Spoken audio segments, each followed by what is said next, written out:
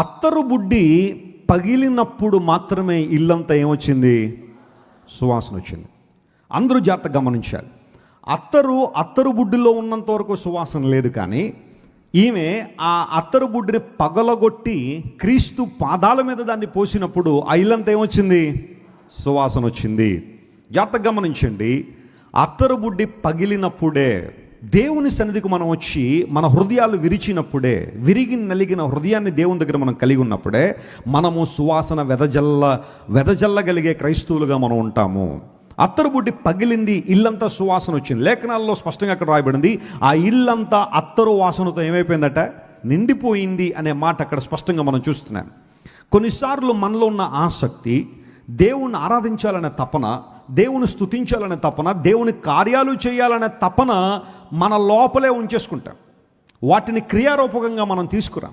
ఆ అత్తరు లోపలే ఉండిపోయినట్టుగా అవన్నీ కూడా మన లోపలే ఉంచేసుకుంటాం. ఒకవేళ కొన్నిసార్లు ఈ మాట చెప్పినప్పుడు మీరు జాగ్రత్తగా గమనించాలి. దేవుడు మనందరికీ ఆత్మీయ వరాలు ఇచ్చాడు. నువ్వు రక్షించబడిన విశ్వాసం అయితే నువ్వు కృపావరాల్లో పాలిభాగస్తురాలివే, నువ్వు కృపావరాల్లో పాలిభాగస్తుడివే. కృపావరాలు ఏంటి అంటే, అపోస్తలుడైన పౌలు రోమాపత్రికలో రాశాడు, ఎఫెసీయుల పత్రికలో రాశాడు, అతడు కొరింథీ పత్రికలు ఇంకొంచెం ఎలాబొరేట్గా కృపావరాల గురించి రాసుకుంటూ వచ్చాడు. If you are a Christian, you are gifted by Holy Spirit. పరిశుద్ధాత్మ దేవుని యొక్క వరాలు మనకున్నాయి. చాలామంది ఈ వరాలను ప్రజ్వలింప చేయకుండా, ఈ వరములను దేవుని కోసం వాడకుండా వారితోనే ఉంచేసుకోవడం వలన ప్రభువు కొరకు ప్రకాశించలేకపోతున్నారు, సువాసన వెదజల్లలేకపోతున్నారు.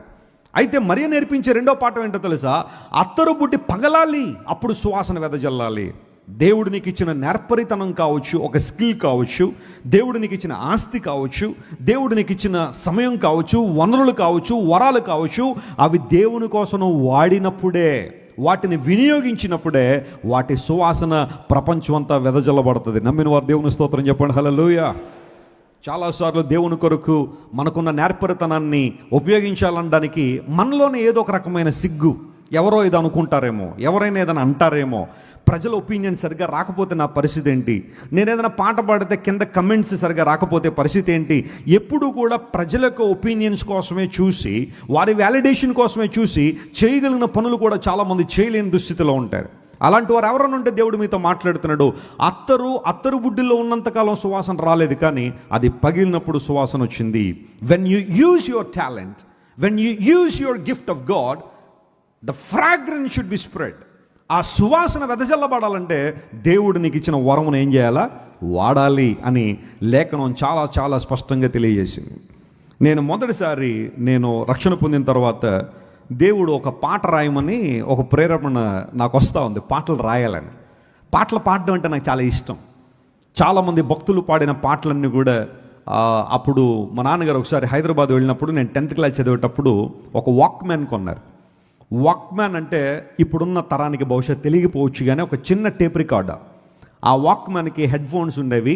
ఒక క్యాసెట్ దానిలో ఉంచిన తర్వాత ప్లే చేసుకుంటే దానిలో బ్యాటరీస్ వేసుకుని మనం ఎక్కడంటే అక్కడ వినొచ్చు. మా నాన్నగారు ఒకసారి అడిగారు, నాయన నీకు ఏమన్నా కావాలా, పుట్టినరోజు వస్తుంది కదా, ఏమన్నా కొనమంటావంటే, డాడీ మీకు ఇష్టమైతే, మీకు ఓకే అయితే, డబ్బులు ఉంటే నాకు ఒక వాక్మ్యాన్ కొనండి అంటే, సరే హైదరాబాద్ వెళ్తున్నాను మీటింగ్స్కి, నువ్వు కూడా నాతో పాటు రా, అక్కడ మార్కెట్కి తీసుకెళ్ళి వాక్మ్యాన్ కొంటానన్నారు. వెళ్ళిన తర్వాత అప్పుడు ఆ వాక్మ్యాన్ కొన్నారు. ఫిలిప్స్ అనే కంపెనీ వాక్మ్యాన్, 590 రూపాయలు. అప్పుడు చాలా ఎక్కువ ఆ డబ్బులు. 590 రూపాయలు అంటే చాలా ఎక్కువ. ఎంతో చెప్పాడు, బేరవాడి 590 తీసుకొచ్చి ఆ వాక్మ్యాన్ కొన్న తర్వాత ఆ పాటలు పెట్టుకుని వింటూ ఉండేవాడిని, అవకాశం ఉంటే పాడుతుండేవాడిని.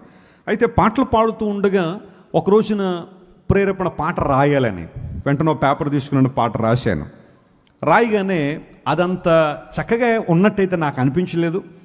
మా అక్క మా తమ్ముడికి చూపించాం, వాళ్ళు కూడా నా ముందైతే నవ్వలేదు, కానీ పక్కన నవ్వుకున్నారేమో నా తర్వాత తెలిసిన విషయం. ఎందుకంటే దానిలో పెద్ద సాహిత్యం ఏమీ లేదు, ఏదో రాశాను అలా. కానీ ఆ పాట రాసిన తర్వాత నిరుత్సాహం పడలేదు, నేను బాలేదు కదా అని అనుకోలేదు. కానీ ఆ తర్వాత మరలా దేవుని సన్నిధిలో కూర్చుని దేవుడు నాకు ఇచ్చిన అనుభవాలు పాటల రూపంలో రాయడం ప్రారంభించాను.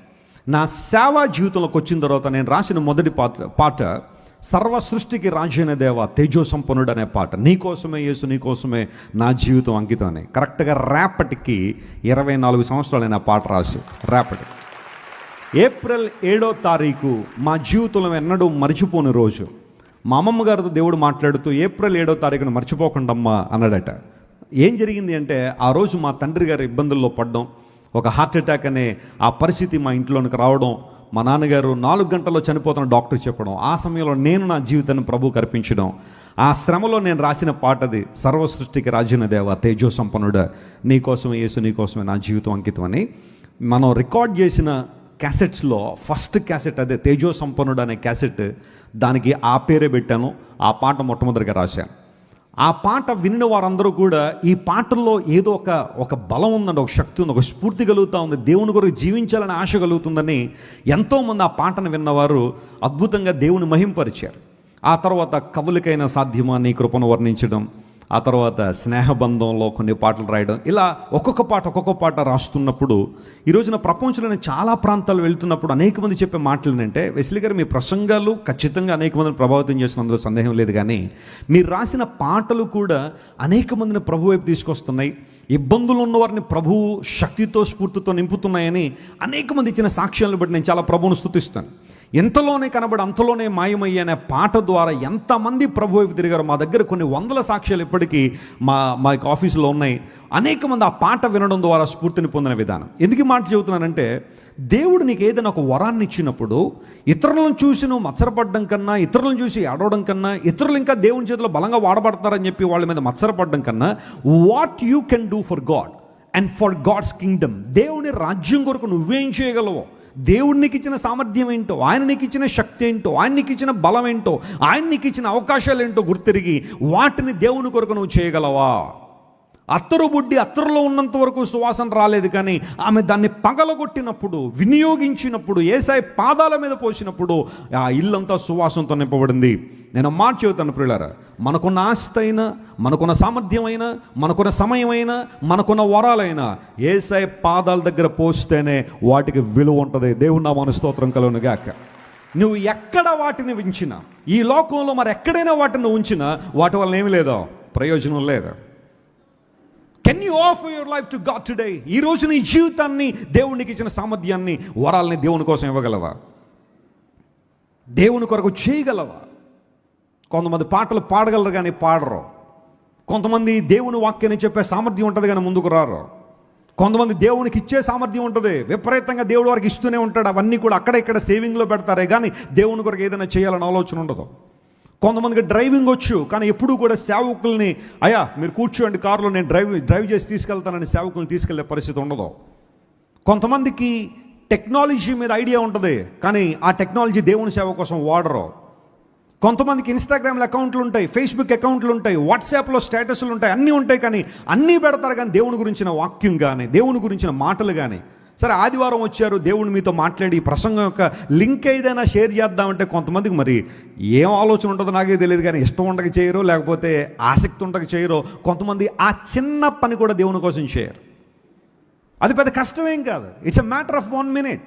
ఆ లింక్ తీసుకెళ్ళి ఒకసారి అలా స్టేటస్లో పెడితే మీ ఉన్న కాంటాక్ట్స్ అన్నీ కూడా ఎవరో ఒకళ్ళు, ఒక 100 మందిలో ఒకళ్ళైనా దాన్ని క్లిక్ చేసి దేవుని వాక్యం వినగలిగితే వారి జీవితాలు పట్టబడతాయే.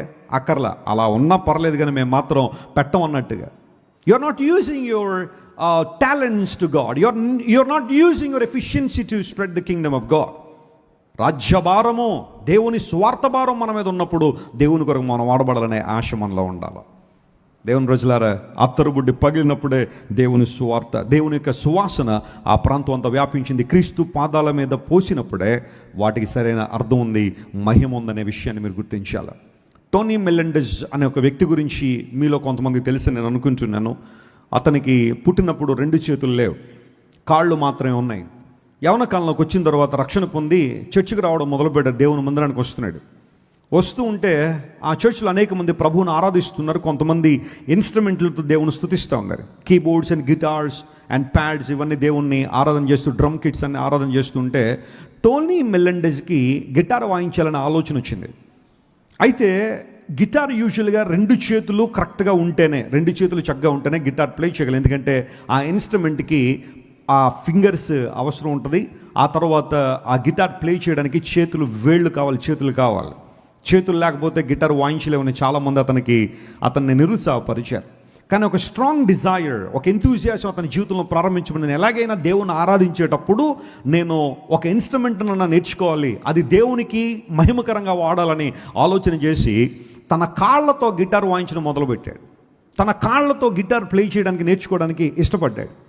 చాలామంది అతను నిరుత్సాహపరిచారు, వెనకకు లాగేశారు. నీ వల్ల కాదు, అనవసరంగా కాళ్ళు వేళ్ళు ఇబ్బంది అయిపోతాయి, తెగిపోతాయి, అనవసరంగా ఎందుకు అలాంటి పని చేస్తామని అతను ఇబ్బంది పెట్టారు. కానీ దేవుని కొరకు చేయాలనుకున్నాడు.